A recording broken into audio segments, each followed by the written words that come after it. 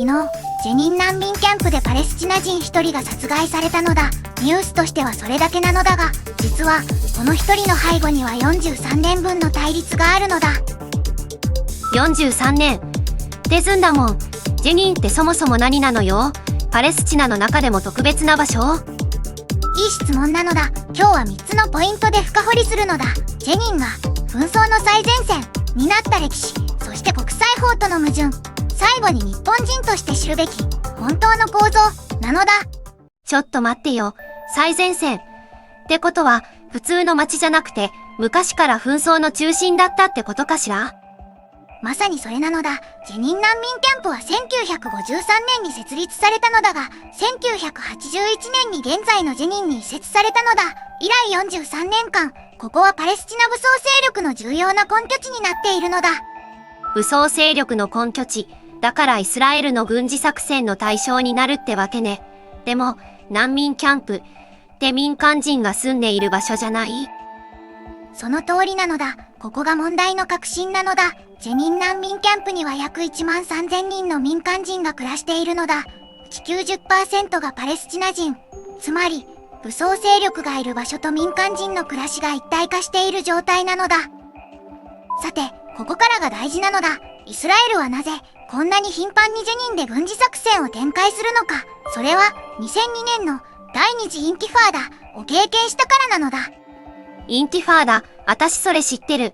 パレスチナ人の放棄のことよね。2002年って、つまり24年前？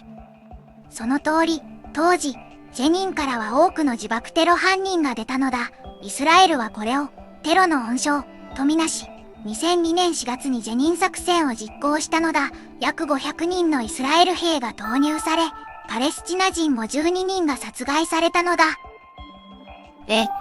24年前の作戦でパレスチナ人が殺害されたってことは、その恨みがずっと残ってるってことかしら。それで昨日の殺害は報復？そしてここが国際法の問題なのだ。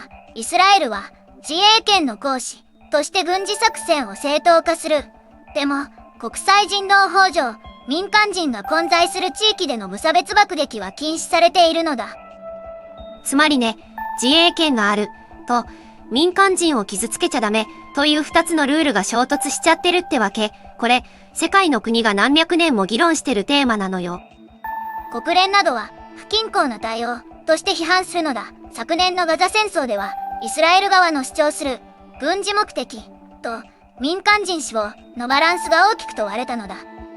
でもずんだもん、この話ってイスラエル、パレスチナの間だけの問題じゃなくて、全世界に関係するってことよね。その通り、中東での局地的紛争は石油市場を揺さぶり、ガソリン代や電気代に跳ね返ってくるのだ。今、レバノンとイスラエルの休戦も45日間の延長にしか過ぎないのだ。この不安定性が続けば、原油価格は上昇圧力を受け続けるのだ。私が思うのはね、軍事作戦で敵を倒すってやり方だけでは、この報復サイクルは永遠に止まらないんじゃないかしら。根本的な問題、つまり占領と入植地問題を解決しないと。良い指摘なのだ。昨日のジェニンでの一人の殺害も、この大きな構造の一部なのだ。43年前の難民キャンプ移設から、2002年の大規模作戦、そして今日まで、ずっと同じサイクルが繰り返されているのだ。今日のまとめなのだ。ジェニン難民キャンプでの一人の殺害は、単なる事件ではなく、占領、武装勢力、報復という3つのレイヤーが重なった地政学的危機の象徴なのだ。そしてこの不安定性が続く限り、日本人のガソリン代や電気代は上昇圧力を受け続けるのだ。私は思うわ。日本人が海外ニュースとして中東を見てたら、自分たちの生活につながらないように見えちゃう。でもこういう局地的な暴力が、実は世界経済を通じて全部つながってるってことね。明日は、このレバノン休戦延長がどこまで持つのか、その続報を扱うのだ。中東情勢が日本の家計に直結する時代。ぜひチャンネル登録で最新情報を追ってほしいのだ。また明日、なのだ。